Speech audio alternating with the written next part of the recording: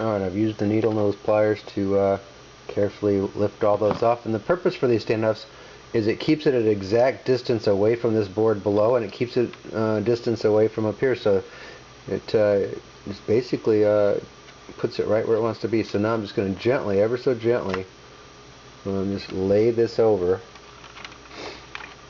and take a look at the back side of it now. For all you Seeburg owners of older Seeburg, you should be very jealous here. They actually label on the board itself the part numbers. So for instance, you've got this capacitor C60, and it shows you where it goes with the line, and even has a plus to one side of it, so now you know exactly where everything is on the board just by looking down here, whether it's a capacitor, a resistor, a diode, Q for transistors, and it even has E, B, and C labeled on them. Pretty sweet. I'm looking at this board, and it looks very original. I mean, you can often tell based upon the person's solder joint if it's been replaced. Like these, obviously someone's done not a very good job of soldering these in, because you can still see the gunk they left behind from the resin of the flux.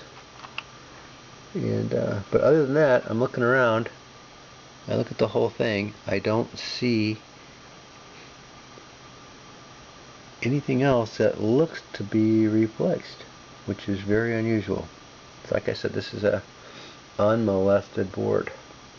And you can see here the 4 soldered joints where they went in and they put those 4 jumper wires in that needed to be in there.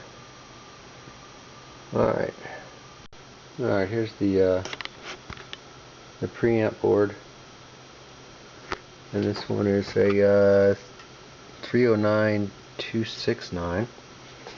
Yeah, I'm just looking at this board. Again, you're looking at all original parts on this, all the original capacitors and diodes and resistors. Actually, a couple of small ones there. But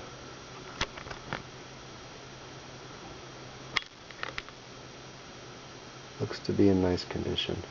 Alright, moved the board, turned it around just so I can take a look from this side. Everything looks fine. Again, I've taken a lot of pictures, and so later I'll go on my computer and look at the pictures to be able to see individual parts, because I take them from different angles so I can zoom on in. Just a thought here, just as if you want to look at these capacitors, the easiest way, if you pull this board and flip it over, now you can really see that these capacitors are still in pretty good shape comparatively. Oh, just as a sidebar, on the top where you plug in the 2 wires coming from the mech with the sound, the outside of them, if you look at it, how they're wired, that's definitely a ground, because there's just a wire going from one to the other, and then a wire going down here where it's just soldered in onto the chassis itself.